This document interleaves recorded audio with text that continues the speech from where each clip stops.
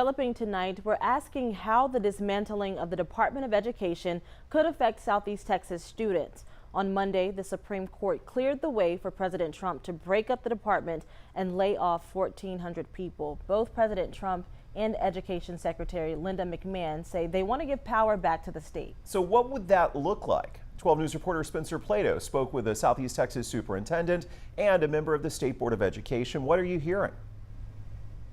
That's right. Dr. Porterie at Port Arthur ISD says gutting the department at a federal level has created uncertainty, but he says the district's main focus is to educate students. We focus on children, and that's the basic message. Focus on the children, and we will be okay. As the push to eliminate the Department of Education continues, Port Arthur Superintendent Dr. Porterie says the unknown is the biggest question. We understand that the push is to have more local and state authority, and that may not be a bad idea.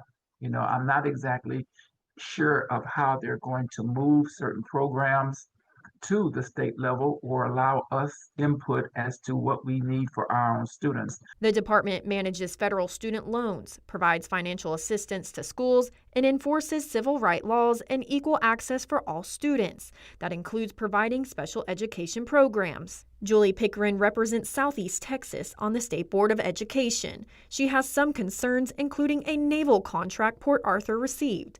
It requires a workforce made up of high school students. These are huge contracts and a huge economic boom to Port Arthur and to Galveston to receive these U.S. Navy contracts.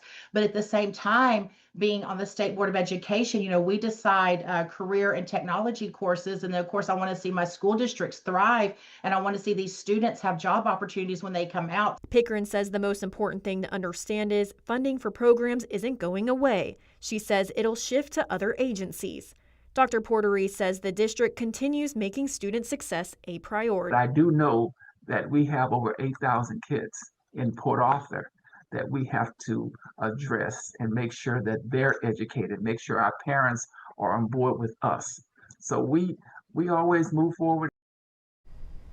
And only Congress has the power to shut down the Department of Education fully. But the president said its workload could be divided into different agencies. In the studio, Spencer Plato, 12 News. Thank you, Spencer. And let's dive into that, how the department's duties could be split up. Two deals are already in the works. A court filing from June suggests the Treasury Department is expected to take on federal student loans. The Department of Labor has already agreed to handle grants for workforce training and adult education. Secretary McMahon previously suggested the enforcement of the Individuals with Disabilities Education Act could be handled by the Department of Health and Human Services. She said civil rights work could be managed by the Justice Department, but those decisions are not final.